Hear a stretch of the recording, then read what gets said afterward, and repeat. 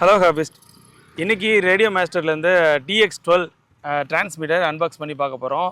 நிறைய பேர் என்கிட்ட கேட்டிருந்தாங்க, ரேடியோ மாஸ்டர் பேக்கெட் வந்து ஸ்டாக் சீக்கிரம் காலி ஆகிடுது, வாங்க முடியல அப்படின்னு. அதனால் ரேடியோ மாஸ்டர் பேக்கெட்டுக்கு அப்புறம் வர பட்ஜெட் ரேடியோ அப்படின்னு பார்த்தீங்கன்னா TX12 தான். இவர் நேம் வந்து பிரபஞ்சன், நம்ம சேனலோட சப்ஸ்கிரைபர் தான்.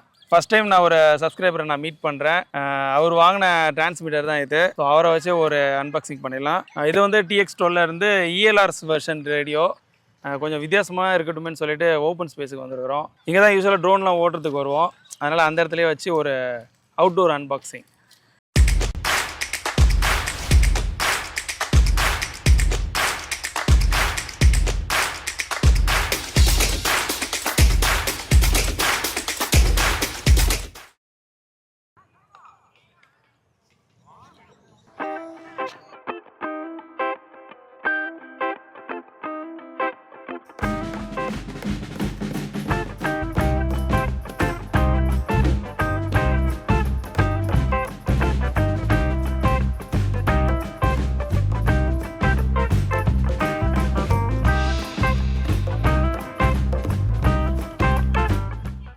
நல்லா தான் இருக்குது.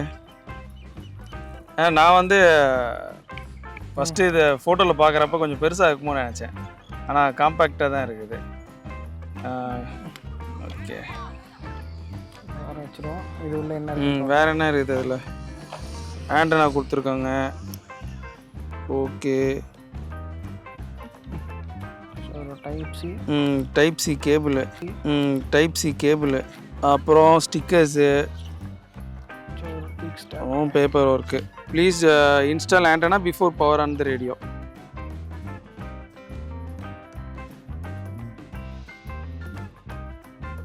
கீழே வந்து ஒரு பிளாஸ்டிக் ஸ்க்ரோலிங் பட்டன் இருக்குது. ஸ்க்ரோலிங் வந்து மெனு ஸ்க்ரோல் பண்ணுறதுக்கு.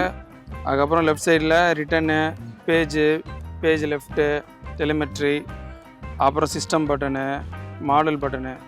ABCD 4 சுவிட்ச் இருக்குது. ஏயும் டியும் பார்த்திங்கன்னா டாகிள் சுவிட்சு, ஜஸ்ட் ஒரு ப்ரெஸ்ஸு தான், அது ப்ரெஸ் அண்ட் ரிலீஸ் பட்டன் தான். அப்புறம் BNC பார்த்திங்கன்னா 3-வே சுவிட்சு. மேலே பார்த்தீங்கன்னா EF 2 சுவிட்ச் இருக்குது, அதுவுமே 3-வே சுவிட்சு தான். அதுக்கப்புறம் உங்களுக்கு DAC போர்ட் இருக்குது. அதுக்கப்புறம் USB டைப் C. மேலே இருக்க USB டைப் C வந்து சிமுலேஷன் பர்பஸ்க்கு, ஃபர்ம்வேர் இன்ஸ்டாலேஷனுக்கு மட்டும். மேலே இருக்கிற USB டைப் C வச்சு நீங்கள் சார்ஜ் போட முடியாது. ஒன்லி சிமுலேஷன் அப்புறம் ஃபர்ம்வேர் அப்டேட்ஸ் இதுக்கெல்லாம்.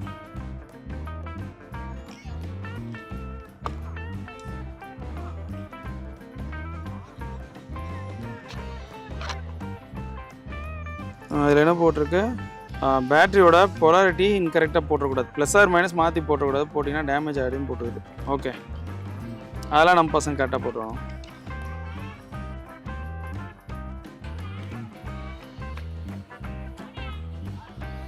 ஸோ பேட்ரி வந்து 18650. இவர் என்ன வாங்கியிருக்காரு? 18650ல் 2200 mAh பேட்ரி. சூப்பர்.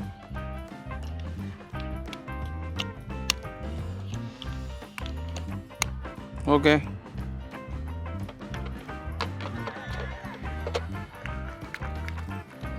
ஸோ இந்த ஸ்பாஞ்ச் வந்து எடுக்க வேணாம்.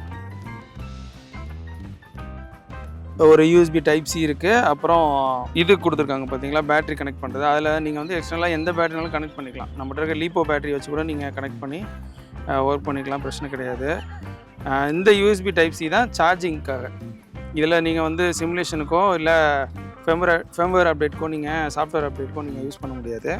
ஒர்க்கிங் வோல்டேஜ் வந்து 7.4 வோல்ட் மட்டும் தான் நீங்கள் வச்சு ஒர்க் பண்ண முடியும். ஒன்று 3.7 18650 பேட்டரி அதில் கொடுத்துருக்கிற சாட்டில் நீங்கள் போட்டுக்கலாம். லீப்போ பேட்டரி வந்து ஒன்லி 2S லீப்போ பேட்டரி மட்டும் தான் போட முடியும். 1Sலேயும் ஒர்க் ஆகாது, 3Sலேயும் ஒர்க் ஆகாது, ஒன்லி 2S மட்டும் தான் ஒர்க் ஆகும். எக்ஸ்டர்னல் மாடலுக்கு வந்து நம்ம JR பே கொடுத்துருக்காங்க. அதில் மைக்ரோ சைஸ் எக்ஸ்டர்னல் மாடல் நீங்கள் போட்டுக்கலாம். கிம்பால் பார்த்தீங்கன்னா ஹால் எஃபெக்ட் கிம்பால் தான், எல்லா ரேடியோ டிரான்ஸ்மிட்டரில் வர மாதிரி. ஸோ அதிலே உங்களுக்கு அட்ஜஸ்ட்மெண்ட்டு ஸ்க்ரூஸ் மேலேயும் கீழேயும் கொடுத்துருப்பாங்க. அப்புறம் சைடில் பார்த்தீங்கன்னா 2 ஸ்லைடிங் சுவிட்ச் கொடுத்துருப்பாங்க. நீங்கள் ஒரு சர்வோ மோட்டர் ஃபிக்ஸ் பண்ணுறீங்கன்னா உங்களுக்கு கேமரா டில்ட் பண்ணுறது இந்த மாதிரி பர்பஸ்க்கு நீங்கள் 2 ஸ்லைடிங் சுவிட்சை நீங்கள் யூஸ் பண்ணிக்கலாம்.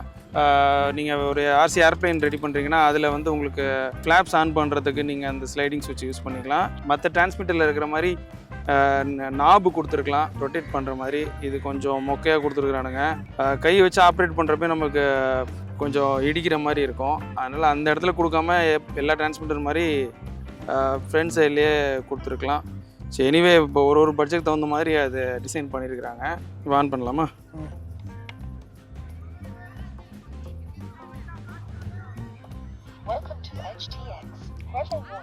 இப்போ த்ரெட்டில் ஆனில் இருக்கிறப்போ த்ரெட்டிலோ இல்லை மேலே இருக்க சுவிட்சஸ் எதுவுமே ஆனில் இருக்கிறப்போ கண்ட்ரோலர் ஆன் ஆகாது. ஏன்னா ஒரு சேஃப்டி ப்ரிகாஷன்ஸ்க்காக HTX ஆப்ரேட்டிங் சாஃப்ட்வேர் தான் உள்ள ப்ரீலோடடாக கொடுத்துருக்காங்க. மற்றபடி உள்ள மெனு ஸ்க்ரோலிங் எல்லாமே எல்லா ரேடியோ மாஸ்டர் டிரான்ஸ்மிட்டர் மாதிரி தான்.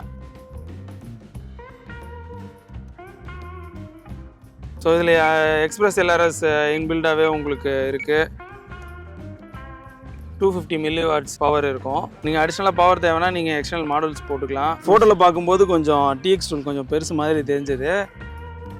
ஆல்மோஸ்ட் பாக்கெட் ரேடியோ சைஸில் தான் இருக்குது. இது ஷர்ட் பாக்கெட்டு, இது பேண்ட் பாக்கெட். ஆமாம். ஸோ ஃபைனலாக என்னோடய ஒப்பீனியன் என்னென்னா, நீங்கள் தாராளமாக இந்த TX டூல் வாங்கலாம்.